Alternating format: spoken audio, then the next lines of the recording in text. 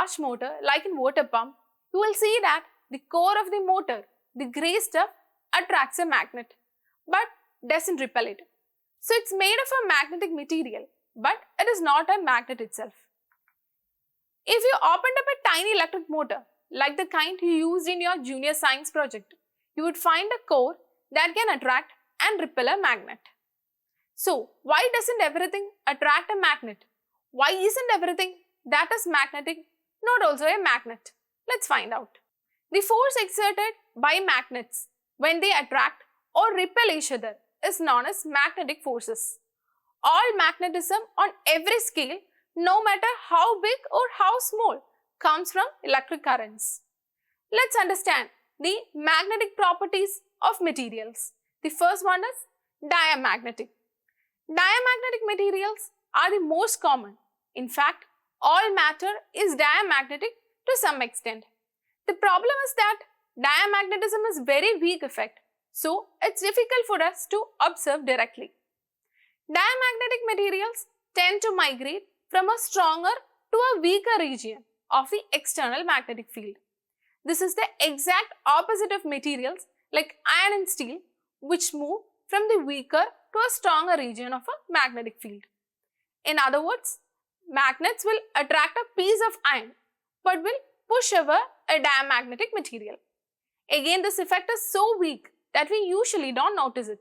When a diamagnetic material is brought near a magnetic field, the field lines are removed or expelled, resulting in a weaker field inside the material. In most cases, this reduction is actually very small, being just 1/1000%. Let's understand the diamagnetic materials in terms of magnetic moment. The angular momentum of electrons in an atom revolving around the nucleus is known as orbital angular momentum. These circling electrons have an orbital magnetic moment because they are akin to a current carrying loop. Diamagnetic substances have a resultant magnetic moment of 0 in each atom. When a magnetic field is applied, electrons with an orbital magnetic moment in the same direction slow down, while those with the orbital magnetic moment in the opposite direction accelerate. So what kind of materials are diamagnetic? Bismuth, copper, lead, silicon, nitrogen at standard temperature and pressure, water and sodium chloride are all diamagnetic materials. Diamagnetism can be found in all substances. However, in most circumstances, the impact is so small that it is shifted by other effects such as paramagnetism, ferromagnetism and so on. Superconductors are the most exotic diamagnetic materials. These are the metals that have been cooled to extremely low temperature and show perfect conductivity and diamagnetism. Here, the field lines are completely expelled. A superconductor repels a magnet and is repelled by a magnet.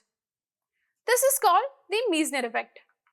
The expulsion of a magnetic field from a superconductor during its transition to the superconducting stage when it is cool below the critical temperature. It is a phenomenon of perfect diamagnetism in superconductors. Superconducting magnets can be used to benefit a range of applications, such as magnetically levitated rapid trains. The other type of substance is paramagnetic.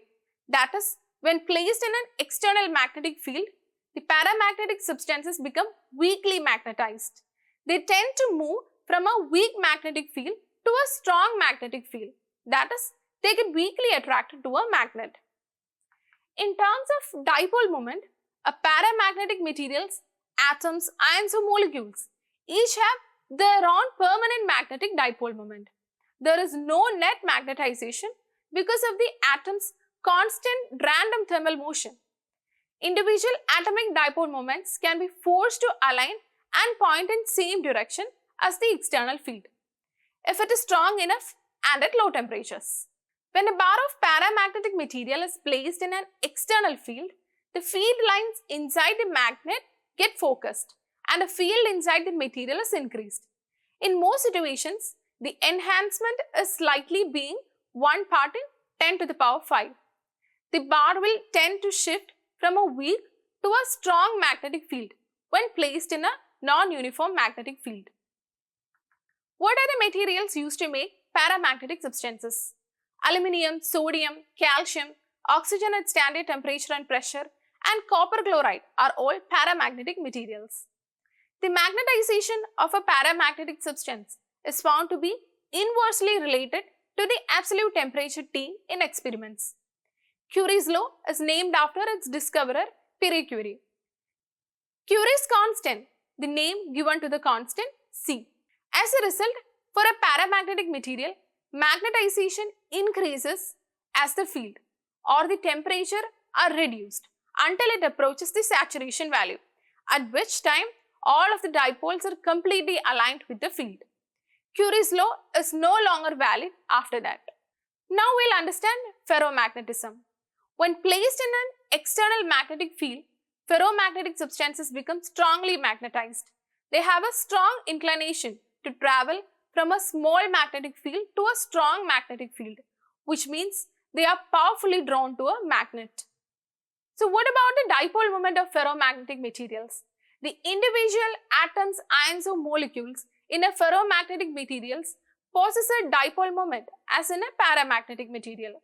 However, they interact with one another in such a way that they spontaneously align themselves in a common direction over a macroscopic volume called domain.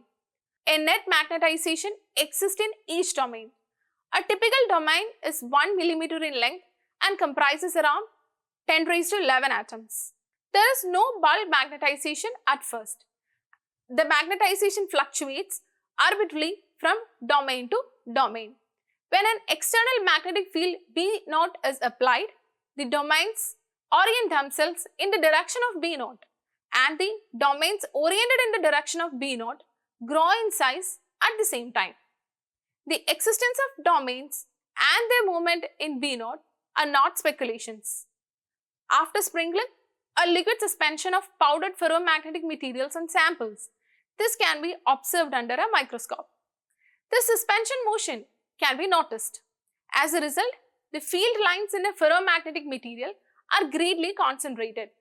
The samples tend to drift towards the high field region in a non-uniform magnetic field.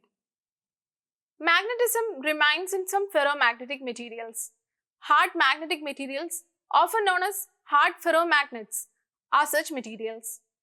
One such material is alnico, a mix of iron, aluminium, nickel, cobalt and copper. Another is a lodestone, which is found in nature. Such materials can be utilized to make permanent magnets, which can be used as a compass needle, among other things. On the other side, there is a class of ferromagnetic materials that lose their magnetism when the external field is removed. One such substance is soft iron. Such materials are appropriately referred to be soft ferromagnetic materials. Iron, cobalt, nickel, gadolinium are all examples. The magnetic permeability is over 1000. Then on what ferromagnetic properties depend on? Temperature affects the ferromagnetic property. When a ferromagnet reaches a high enough temperature, it transforms into a paramagnet. Temperature causes the domain structure to dissolve. The loss of magnetism as a function of temperature is low. It's a phase transition that reminds us of solid crystal melting. In ferromagnetic materials, the relationship between B and H is complicated. It's frequently non-linear and it is dependent on the sample's magnetic history. Allow the material to be unmagnetized at first. We put it in a solenoid and raise the current flowing through it. As shown in the figure, the magnetic field B in the material rises and then saturates. This behavior denotes domain alignment and merging until no further improvement is achievable. Increasing the current and thus increasing the magnetic intensity H beyond this point is pointless. Then we lower H till it reaches 0. But B is not equal to 0 when H is equal to 0. The curve AB is a representation of this. Retentivity or remanence is the value of B at H is equal to 0.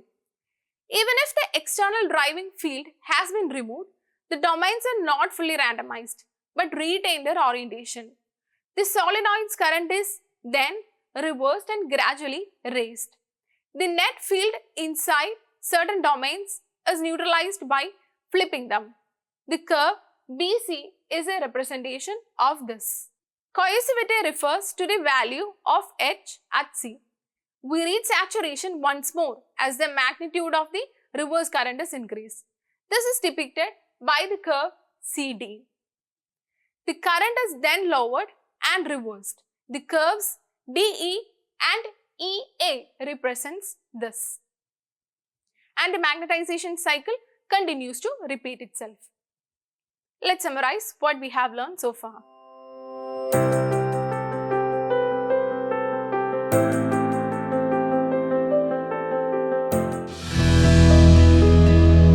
Manorama Horizon. Learning made simple.